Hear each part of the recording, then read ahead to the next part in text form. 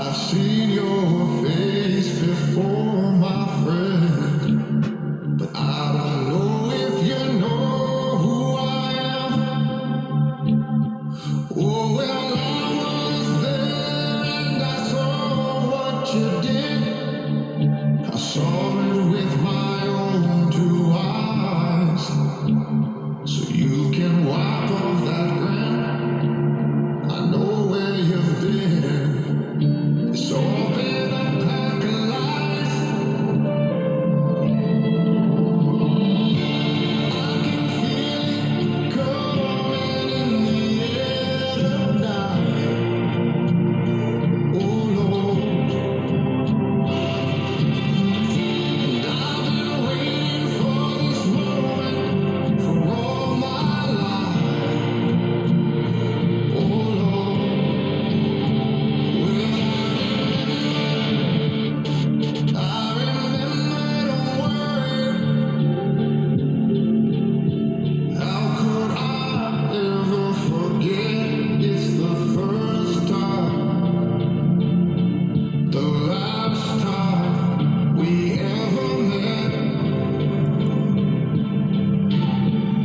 But I know the reason why you keep your silence up. No, you don't fool me, 'cause the hurt doesn't show, but the pain still grows. It's a stranger to you and me.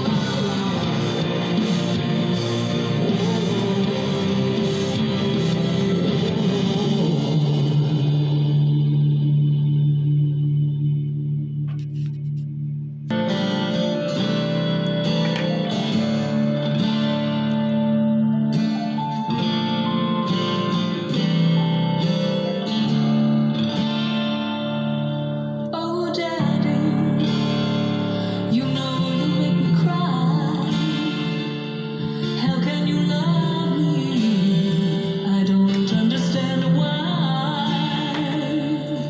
Oh, Daddy, if I could make you see, if there's been a fool around, it's got to be me. Yes, it's got to be me. Oh, Daddy, you soothe me with your smile. You're letting me know you're the best thing in my life. Oh, Daddy, if I could make you see,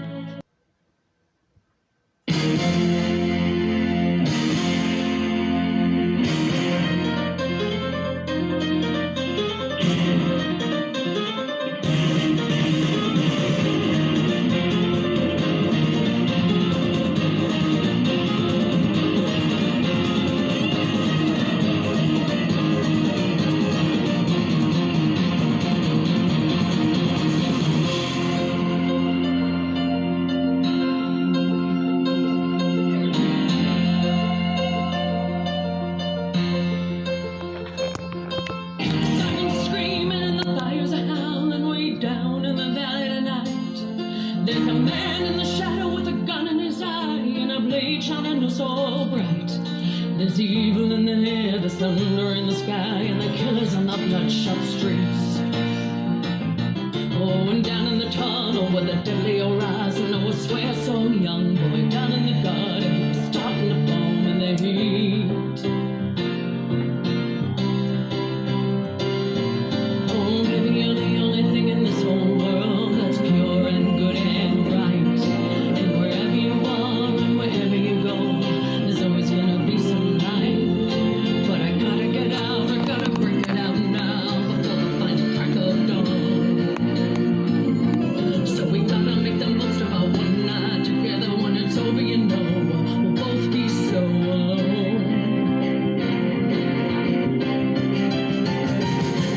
Like a bat out of hell, I'll be gone when the morning comes. When the night is over, like a bat out of hell, I'll be gone, gone, gone. Like a bat out of hell, I'll be gone when the morning comes. When the day is done and the sun goes down and the moonlight shining through, then like a sinner before the gates of heaven, I'm rolling on back to you.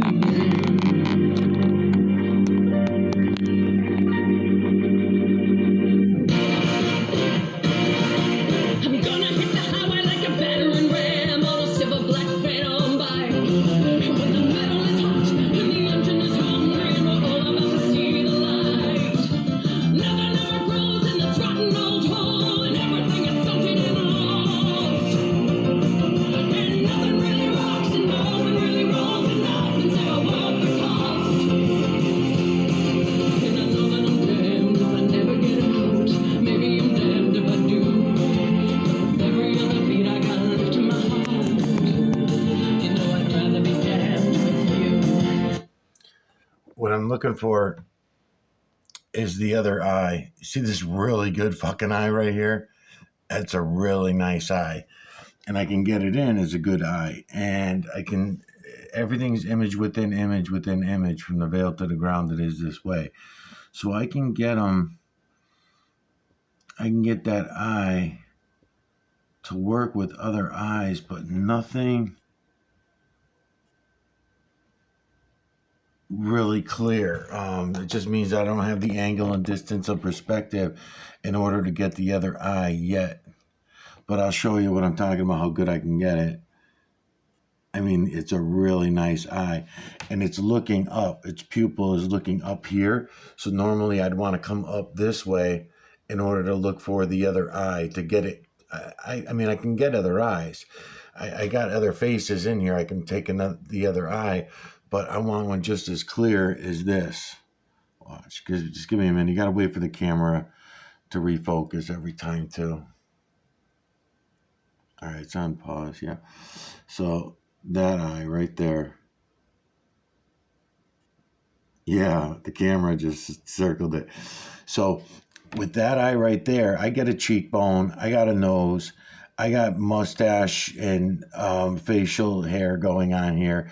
I've got some hair up here I can pull in with this particular image. But I would really like a nice eye just as clear as that eye to be right here, and I don't have it. I recognize the image among all these millions of other images that I'm showing all of you, because I could be bouncing back and forth and go over here. See, again, I'll get a half a face, right? This half of the face is really easy for me to call out. I have to go like this and bring in the lights and shadows on the other side in order for you to see through there, to see the other eye, the rest of the other side of the face. And I pull my hand back and forth because I'm drawing light in the camera when you see my camera moving around like this. That's what I'm doing. And pulling light back and forth. But I can see it all. I mean, I can see it all, no problem. It's just anybody new that's coming doesn't believe that. It's too much of a belief system. Everybody believes everything. No one has a knowing of anything anymore. We lost it, I don't know how many thousands of years ago. That's what I'm trying to do. I'm trying to show you there's a knowing. You don't have to believe in any of the belief systems anymore, whether it be science, religion, math, education, parenting, whatever the fuck you want to talk about. It's all bullshit. Everything's been a lie. Everything that we've ever heard, learned, thought, taught, programmed has been a lie. So I'm trying to restart anyone that comes along, and here's the reality of it. We can all see what it actually is. We don't have to listen to the bullshit stories anymore from our parents and grandparents. I'm trying to show all of you in the clouds, the rocks, the stones, the moon. I'm trying to show it to you rather than explain it to you. More so, show it to you. And that's what I'm trying to do in this latest series. It usually is what I'm trying to do. Because when you talk about anything, it turns into an argument, a debate. I'd rather just show it to you. You take it for what it is. If you want to run down one of the religious paths without what I'm showing you, whatever. That's not what I'm showing you. I'm showing you something different than any of us have ever heard, learned, thought, taught, programmed, ever. It's all different. It's nothing what they told us it was. Everything's opposite almost. Most things are opposite. Let's put it that way, of reality. It's upside down world. So what I'm showing you, simply showing you, is that we can all see it. And I'm showing you today, right now in this video, in the clouds. My channel probably gets shut down. I say it all the time. This is copyright fucking central. I mean, I'm getting nailed. You can hear all the skips in my videos and everything because they're going through, and I don't know, I guess that's one of their ways of getting back at me, is clipping the videos. I'm trying to bring you guys image by image. I'm cropping with my hands like this because I'm letting you see other images that are within images by pulling light into the camera. You'll notice these things that I'm doing that may seem strange to be like, what the fuck is he doing? It's what I'm doing. I'm just doing it by showing it to you rather than explaining it to you. Just giving you a little gist of it. Feline, canine, rodents, ape, human, and beast, faces only. From the veil to the ground, it is this way. There goes my thing. All right. If I gotta be damned, you know I wanna be damned. Dance through the night with you. If I gotta be damned, you know I wanna be damned. Gotta be damned, you know I wanna be damned. If I gotta be damned, you know I wanna be damned. Dancing through the night, dancing through the night, dancing through the night with you.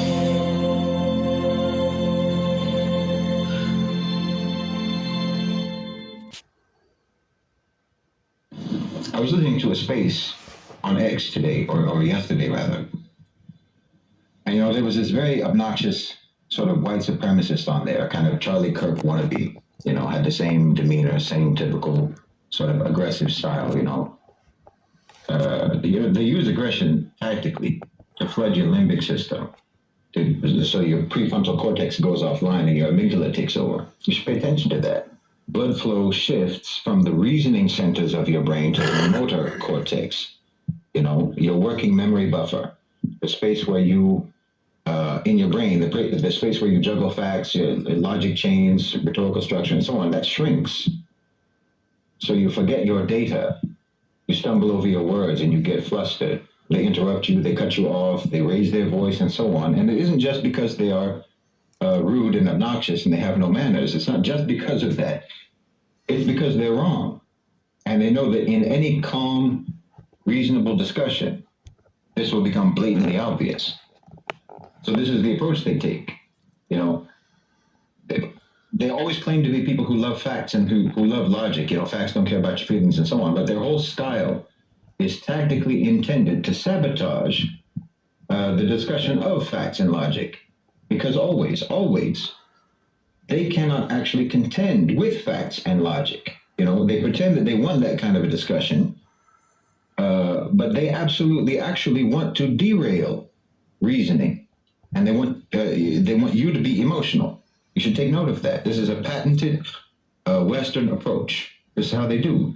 Always aggressive, always confrontational, always trying to, by hook or by crook, trying to undermine actual, reasoned, calm, intellectual discussion, while always claiming that they're all about rationality. This is the West in microcosm. So anyway, this white supremacist was sort of rattling off all the standard talking points that he got from some, you know, KKK subreddit or what have you. The Jews were disproportionately responsible for American slavery, saying that the Jews owned the slave ships, the Jews financed the trade, the Jews owned most of the slaves, and so on. Imagine saying that. You must think we're really stupid.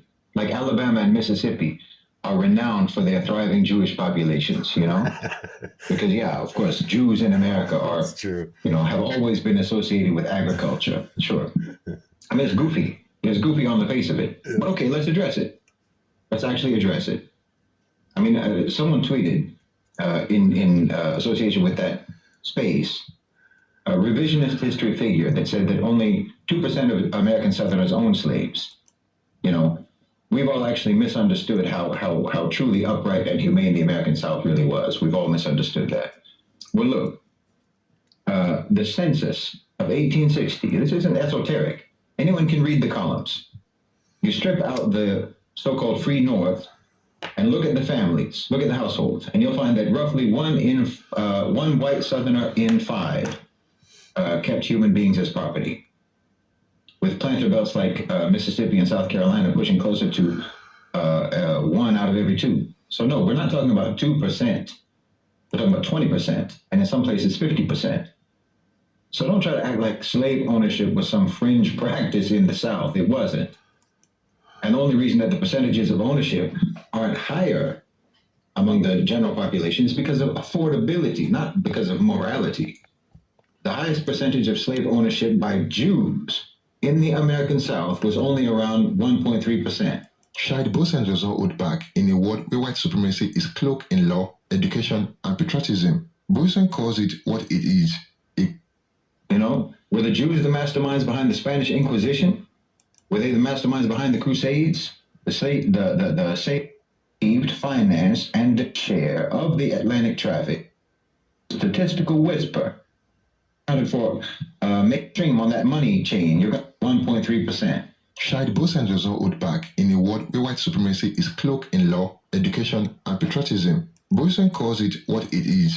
A global lie built on violence, theft, and deception. And today, we unpack his explosive view on white supremacy and the writing of history. Watch and pay attention, and I will share my thought later. Just before the Civil War, and that was the highest that they ever got. And I'm sorry to tell you, but if you follow the money upstream in the slave industry in those days, you go upstream on that money chain, you're going to find churches and cathedrals, not synagogues. From the Portuguese to the English, with the what they call the Royal African Company, Liverpool, and so on. This is Christian Europe. Christian Europe's monarchs, Christian Europe's merchants, their insurers, and so on. They stamp their mark on every invoice. Liverpool alone dispatched somewhere around 5,000 slaving voyages between 1700 and 1807. That's a statistic that you can find in the Transatlantic Slave Trade Database online. You can look it up. Lloyd's of London was the insurer. They insured the traffic so thoroughly that slave voyages accounted for maybe around 5 to 10% of all marine premia in the late 18th century. And no, Lloyd's of London was not Jewish. They were Anglicans and they were Protestants. So just be honest. I mean, of course, Jews did participate. Of course they did. That was a lucrative evil that you normalized. But make no mistake about it, that was a white European Christian enterprise. Jews had a walk-on role. A historical ledger-by-ledger review of every surviving British and American slave voyage puts the Jews' share of the Atlantic traffic well under 2%. That's a statistical whisper beside the roar of Christian capital. Let's be serious. So no, the slave trade was not some covert Semitic conspiracy foisted on the innocent white Europeans. No, it was an enterprise conceived, financed, and defended by Christian imperial power. Jews just sampled a corner of the poison banquet that the Europeans had laid themselves. They spread that banquet out. Now, that's not to exonerate anyone who was involved in that. It's just facts. These are just the facts. You were the buyers. You were the transporters. You were the owners. You were the slave drivers, and everybody knows it. You want to put every wicked thing that you've done at the feet of the Jews. You know, were the Jews the masterminds behind the Spanish Inquisition? Were they the masterminds behind the Crusades, the Salem witch hunts? You know, the Jews, I suppose, made you genocide the Native Americans. The Jews made you lynch African Americans.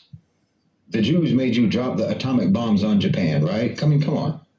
Every evil, every inhuman thing that you've done was done at the behest of the Jews, or it was done because the Jews manipulated you and controlled you. Is that what you want us to believe? If it wasn't for the Jews, you just love black people, wouldn't you? Meanwhile, this same white supremacist, this Charlie Kirk clone on that X Space that I was listening to, was simultaneously spewing anti-black racist diatribes about, you know, low IQ, criminality, violent tendencies, on and on and on. The same old thing that you always hear from that. I mean, the man was embodying the exact mentality of the racist, dehumanizing white slave owners that he wants to pretend didn't exist, or he wants to pretend only existed because of the Jews. No, you were bad then and you're bad now. And you can't even open your mouth except that you announce it yourself by your own words, even while you are trying to deflect and blame shift. You're racist, you're supremacist, you're cruel and heartless, and on top of all that, you're craven and cowardly because you do evil that you know is evil, but you want to try to pin it on someone else. You know, you don't even have the guts to just be wicked and own it yourself. And, you know, these are the same people who will say, well, you know, the Jews were kicked out of so many countries. There must be a reason. There has to be a reason for that. Never grasping that the hatred and supremacism that leaks out of your pores gives us the answer. You know, the venom and the viciousness of your loathing is on full display all the time. They hate Jews, they hate Muslims, they hate Africans, they hate Mexicans, they hate immigrants. It's endless. Who don't you hate? And always their malice is cast as if it's their victim's fault. Do you know how much you sound like a serial abuser talking about all his crazy exes? You're sick in the head. And I mean, look, what are their excuses? Jews made you do it, right? You know, Epstein blackmail, APAC, whatever the case may be. This is what they always say. Okay, let's go with Epstein, right? So it's his fault that you're a pedophile, right? I mean, if you're getting blackmail, you say that Epstein is blackmailing all of these legislators and so forth, means you did something, didn't you? You did something unspeakable, and Jeffrey Epstein just facilitated it and put it on tape. That's just opportunistically taking advantage of your pre-existing perversion. What kind of argument is that? And AIPAC, right? They give legislators donations. Okay. So your argument is that you can be bribed. You know, you literally fund an armed genocide in exchange for what? A payoff? And that's your self-exoneration? That's your argument that you're actually good? The Jews made you do all these heinous crimes that you committed as a nation? Really? Then honestly, how pathetic are you as a nation? How stupid are you as a nation? How incompetent are you as a nation? How immoral are you as a nation? That's your argument? I mean, for a white Western supremacist, you sure seem to believe that white Westerners are the absolute dregs of mankind. You believe that apparently these supreme white people have no agency, no willpower, no morality, no ethics, no conviction, no intelligence. I mean, that's your own argument. That's not me. That's you saying it. Meanwhile, you believe in the Ubermensch, Superman, Aryan super race, the master race. But according to you, this so-called master race has been played with like a yo-yo to do the bidding of Jews throughout all of your recorded history. I mean, are you starting to see why they absolutely do not want to have a reasoned discussion about their ideas? Because it's not only their ideas are not only void of facts, they have filled that void with utter self-contradictory nonsense. But look, it's good. The blame shifting is good, honestly, because it shows how badly they want to distance themselves, how badly they want to disassociate themselves from what they are having the Israelis do for them in Gaza, what they are having the Israelis do for them in the region. You know, we're on the verge of the great divorce. And I've been telling you that we would see, I've been telling you for a long time now that we're going to see the floodgates open in terms of that latent, seething, and ever-present Western anti-Jewish hatred. That's why you sent the Jews over there to do it in the first place. That's why. That's why you made your colonial stormtroopers a Jewish brigade, precisely so that you could disavow them when the time came. I saw this coming years ago, and here we are. It's the Jews. I mean, it's our money, it's our weapons, it's our policy, it's our political coverage, it's our bombs, it's our missiles, it's our attack helicopters, it's our support, but it's the Jews. Because it's the henchman who always takes the fall. That's why they set the system up like that, plausible deniability. And that's why they're going hard in the paint with the blame shifting now. That's why you've got your Candace Owens types, your Tucker Carlson types, and so on, sort of opening the tap on despising Jews in acceptable public discourse. It's transparent. And no, I've said it many times, the Israelis are absolutely responsible for their actions. No question about it. Just like the death squads that Washington unleashed on Central and South America. Just like every hired killer, just like every mercenary is responsible for his crimes. No question about it. The henchmen are responsible for what they do. The hitmen are responsible for what they do. The Nazi guards who were just following orders were responsible for their actions. But that doesn't get their superiors off the hook. That doesn't mean that they're the only ones who are responsible. No. But you see this blame shifting, this emerging narrative, this by no means a new narrative, by the way, about, Jewish iniquity, Jewish wickedness, Jewish control, that old Nazi narrative. This is emerging anew right now for the purpose of blame shifting. I've talked about it before. But think through what that means. It's deliberate alibi creation by the West. It's cleanup. It's trying to wipe their fingerprints off the crime scene. Well, what does that mean? Well, in court, that would be proof of premeditation and full cognition that what you did was wrong. That you knew what you did was wrong. It means you're in full command of your faculties. There's no insanity defense for you. So you see, it means that you know that these are horrible crimes that you committed. Slavery, lynching, genocide, Zionism. It shows that you know perfectly well that these are irredeemable crimes that you committed. You know right and wrong. That's why you want to distance yourselves. You want to blame shift. You want to disavow because you know that what you did is monstrous. But just look at the corruption. Look at the complete absence of character on the part of the West, on the part of the Americans. Because what a decent person would do is repent. A decent person would own up to what they did and repent. They would be contrite. They would be remorseful. They would stop what they were doing and they would try to atone. That's what a decent person would do, and that's what a decent nation would do. But that's not what you do. You try to pin it on someone else. You want to pin it on your partner in crime. You want to get out of it by any means. You have no concept of accountability. The West has no concept of accountability. Just look at the corruption. Look at this weaselly character, Uncle Sam. Oh, he's a weasel. Uncle Sam is the most craven, cowardly, unmanly, weaseliest character in the history of nations, honestly. Whenever the bill comes due for the things that he's done, he tries to slide it under the door. He tries to, slip it under someone else's door and tiptoe away. No. The slave ships in the transatlantic slave trade were captained by men with names like Roberts and Smith, not Bernstein and Rothberg. I mean, how many African Americans you know today who today, still, until now, carry the family names of their enslaved ancestors' owners?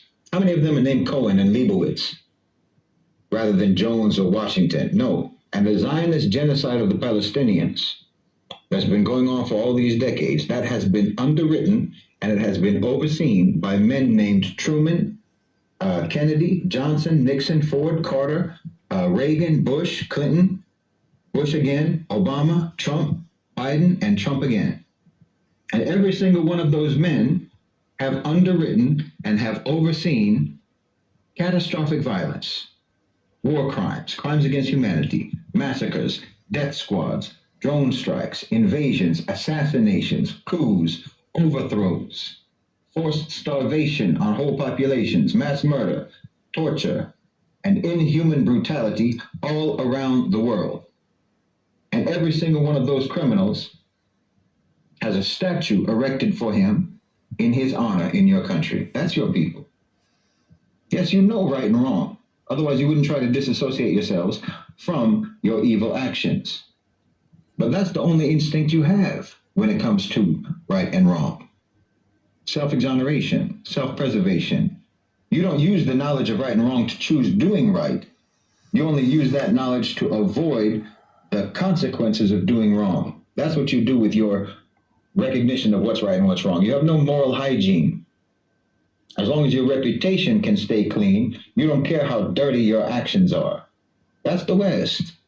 See, this is crucial to understand. This shows that you have a commitment, an absolute commitment to wrongdoing. Do you understand me? It shows that you have a dedication to never changing, never repenting, never taking accountability, never looking your victims in the face and begging for forgiveness. You understand? The whole world looks at America and sees you sitting in the dock of the court, but you keep trying to act like you're sitting behind the judge's bench.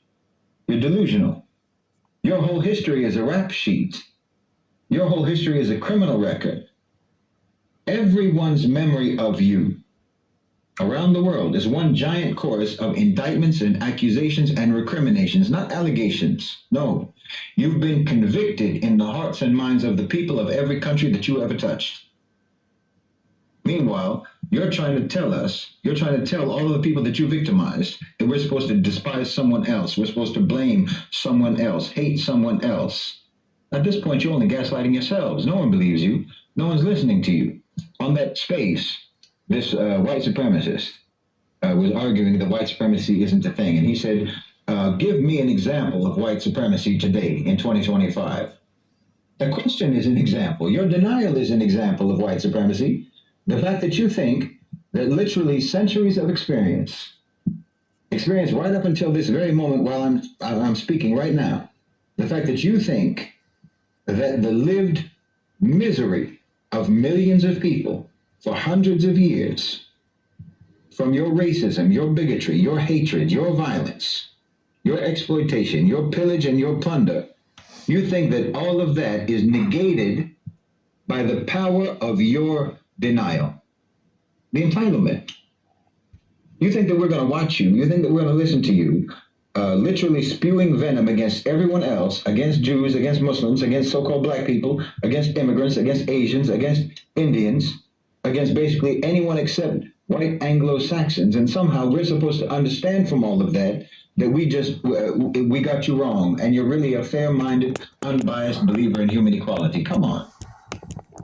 And if we listen to all of your hatred and understand from that you are, in fact, a racist, white supremacist, bigoted, mouth breathing, knuckle dragging, hate filled heathen, if that's what we take, then you'll just say, well, it's because we have low IQs. An example of white supremacy, you're the embodiment of white supremacy.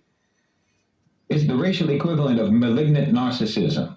You know, it's that fake superiority of the wholly inadequate, morally inadequate, intellectually inadequate, culturally inadequate, spiritually inadequate, developmentally inadequate, and trying to act superior. The only thing that you excel at is pretending otherwise.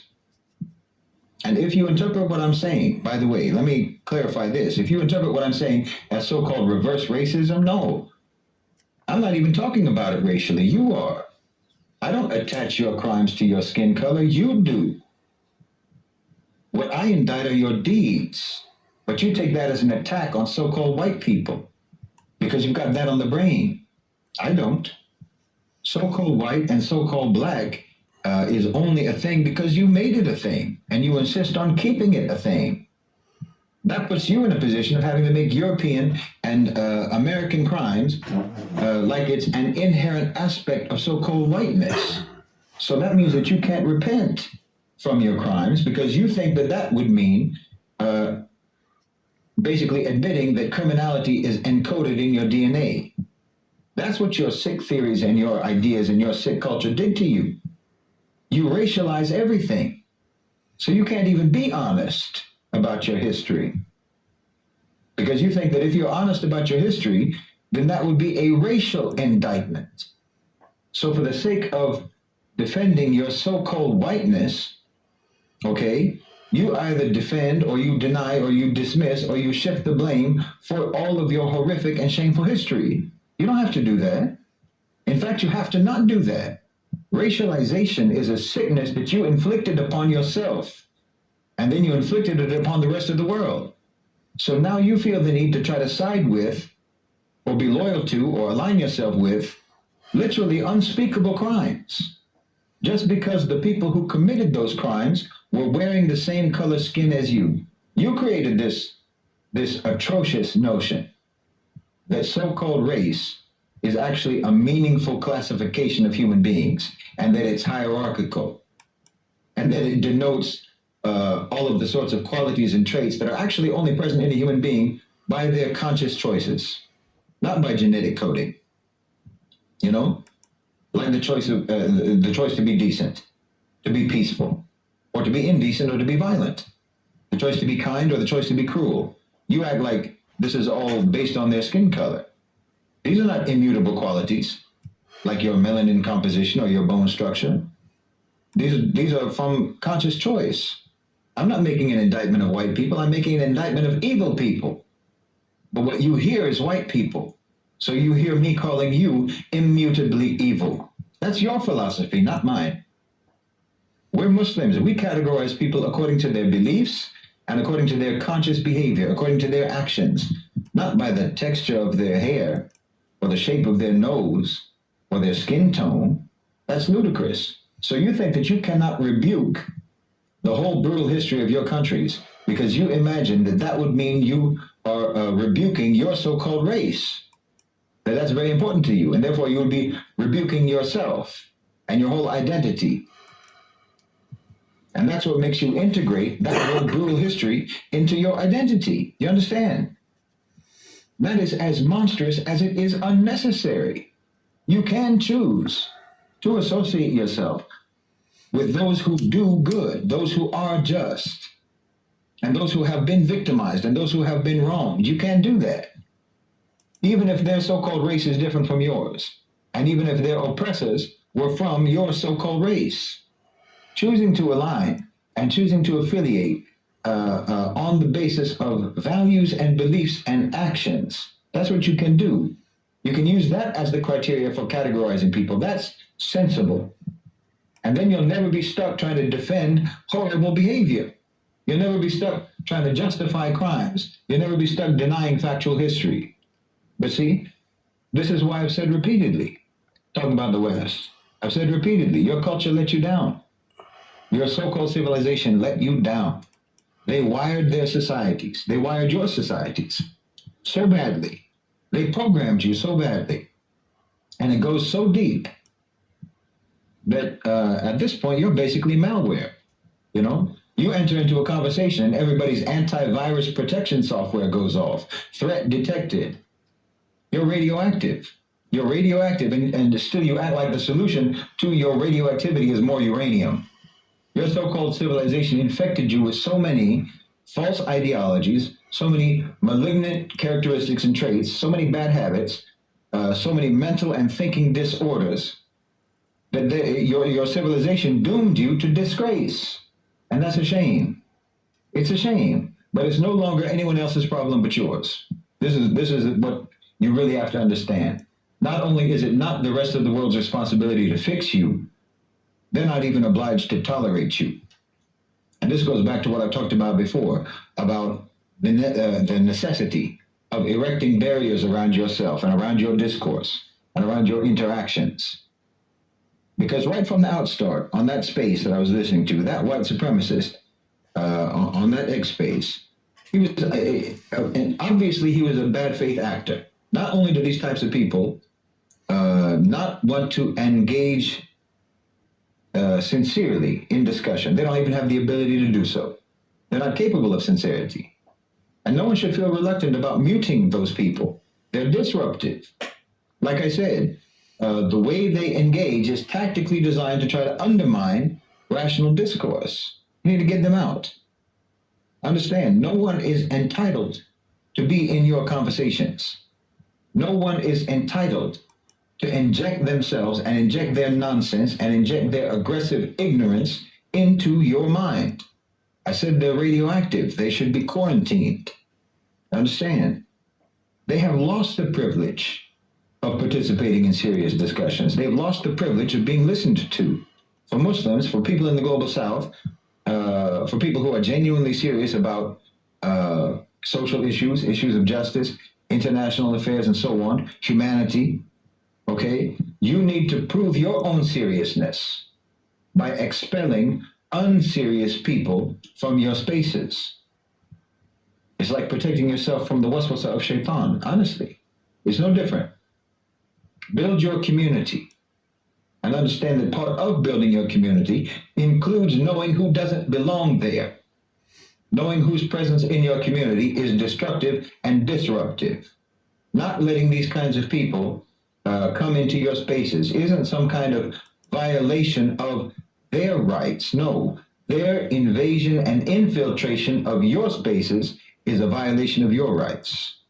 Don't let them contaminate the intellectual hygiene of your discourse. They've got plenty of other places they can go to spew their rancor.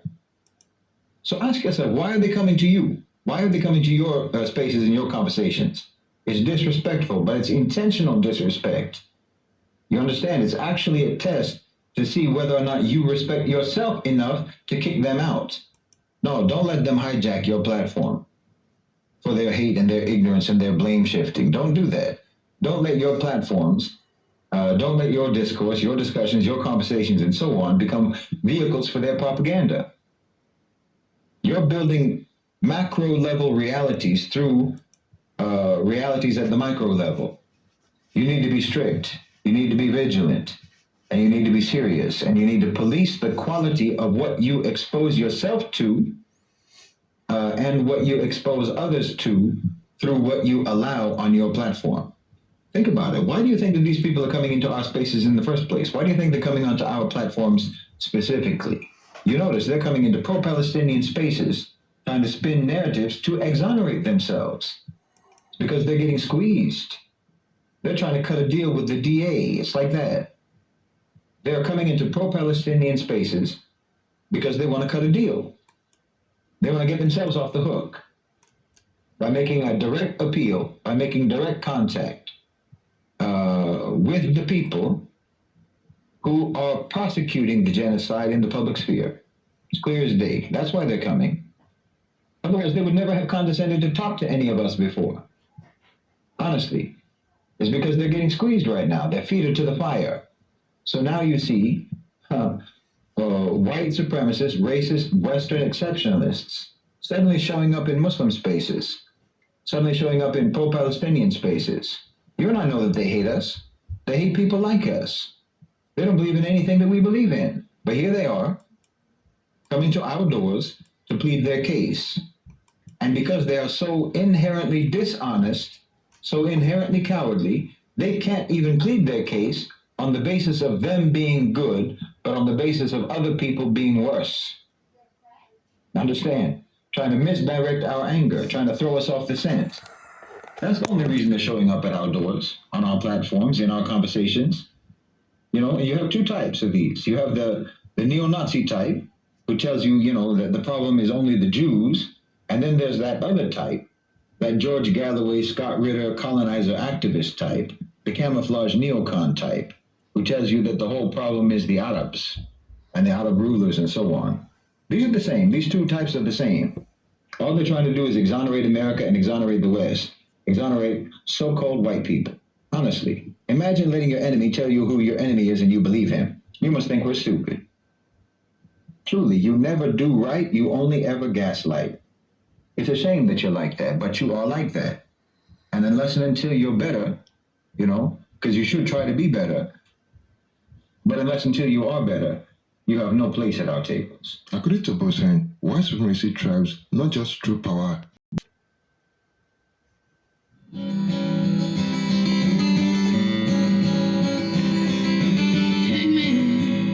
Hangman, hold it a little while.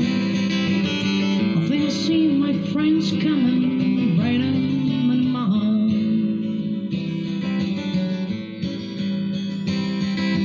My friend, she gave me some silver. She did a little gold. What did she bring me, my dear friends, to keep me from a gallows pole? What did you bring me to keep me from a gallows pole?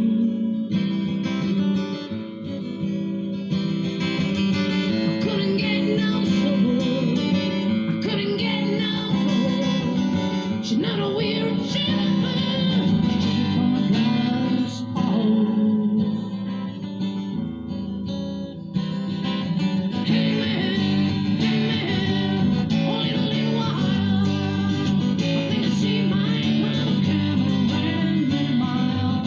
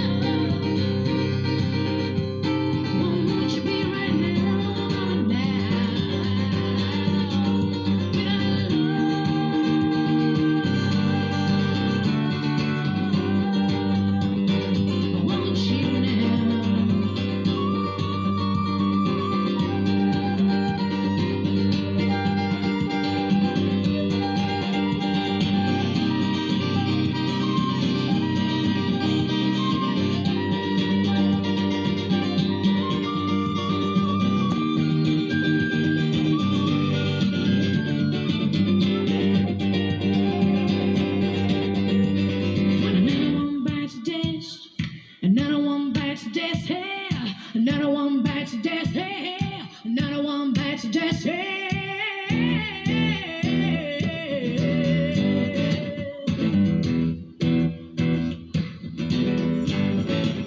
There are plenty of ways that you can get on bed and bring it to the ground. You can beat him, you can cheat him, you can treat him wrong and leave him what is there.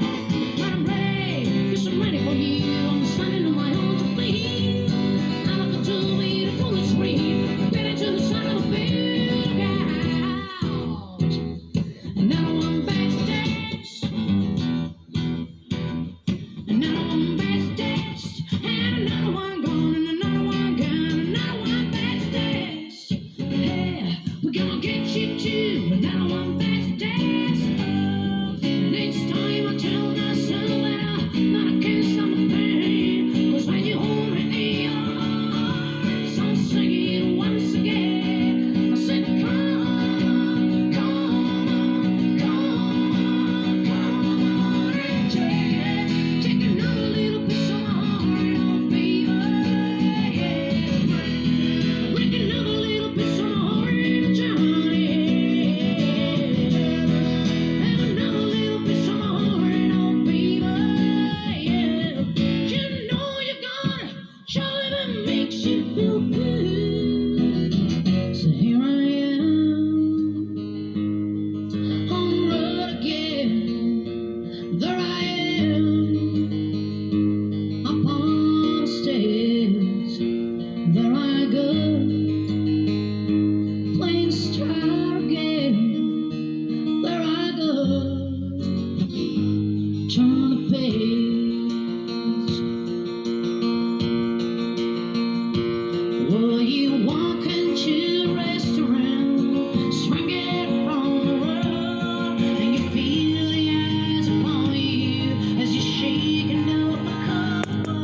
You pretend it doesn't matter you, but you just want to explode.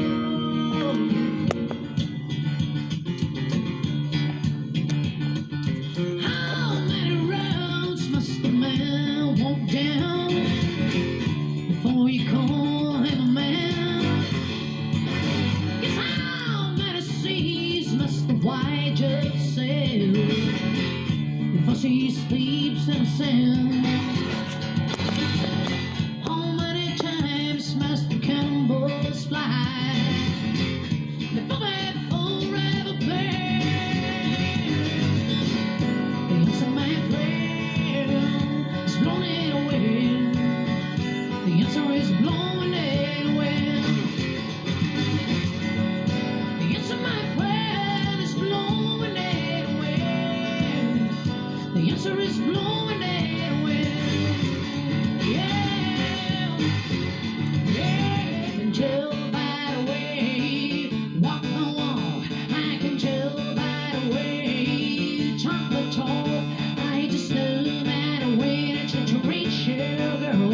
And I can give you all the love in the whole wide world. All the while I do is beg your bread just to make sorry. I want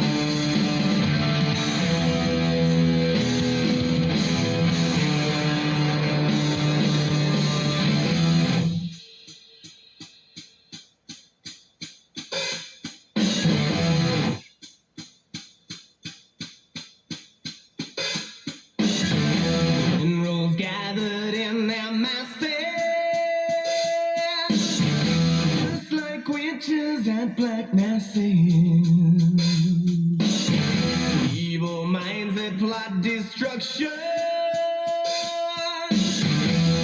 Through death's construction. In the fields, the bodies burning. As the war machine keeps turning. Death and hatred to mankind. Poison in their brainwashed minds. Oh, Lord,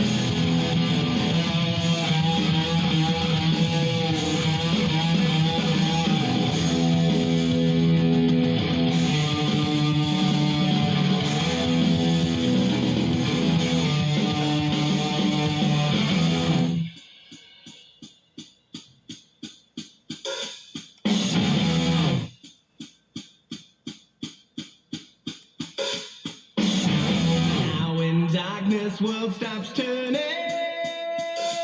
this is where the body's burning. No more war pigs have the power. Hand of God has struck the hour.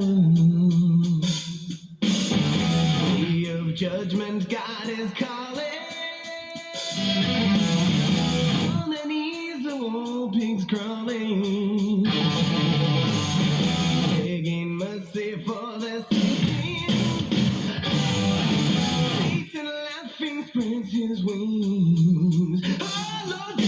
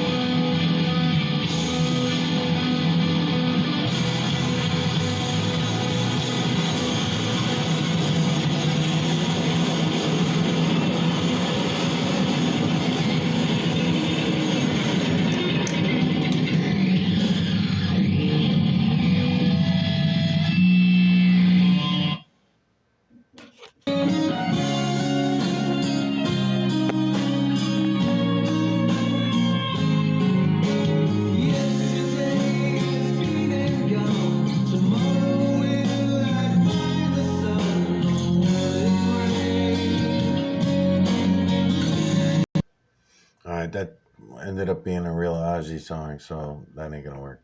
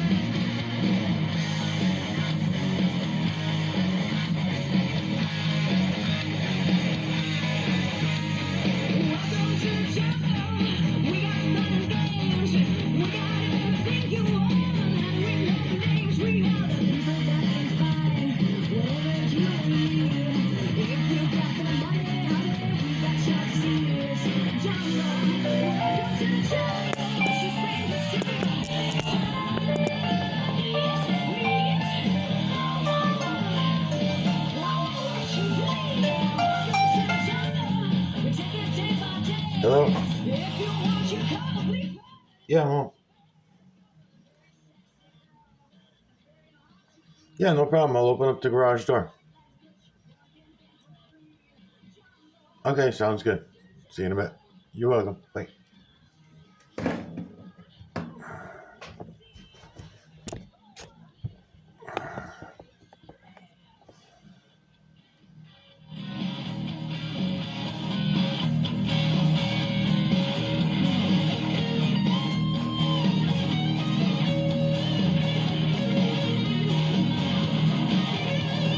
Welcome to the jungle.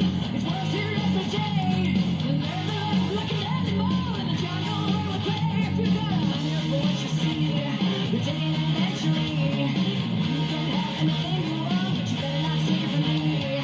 Jungle, welcome to the jungle. What you bring is to you. Knees. Oh, I know what you bleed.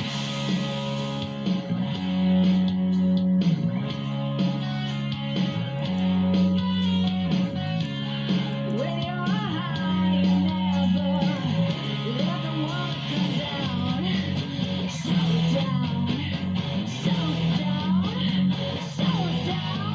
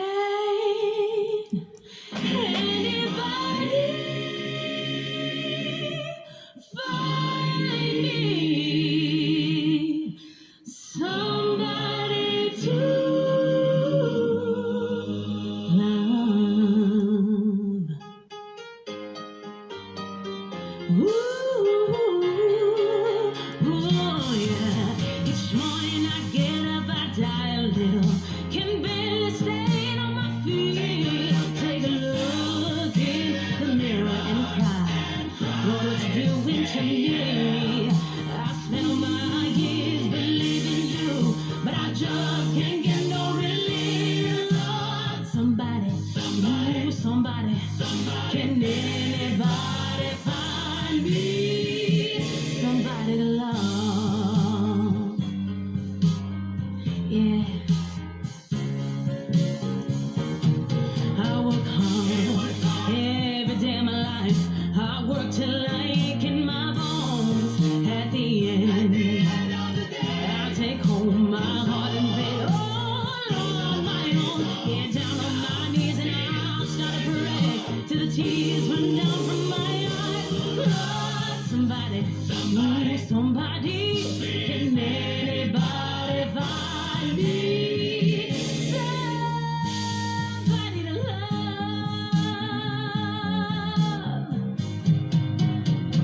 Every day I try and I try and I try, but everybody wants to bring me down. They say I'm going crazy. They say I got a lot of water in my brain. I got no common sense, got nobody left to believe in.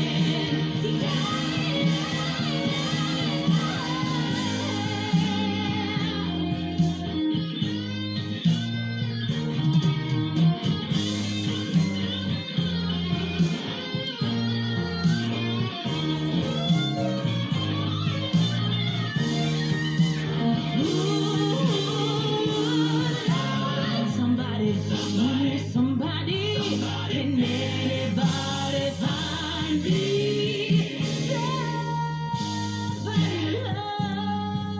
Anybody find me someone to feel like I no rhythm? I just keep losing my beat. I'm okay, I'm alright. I ain't gonna face no defeat. I just gotta get out of this prison cell. One day I'm gonna be free.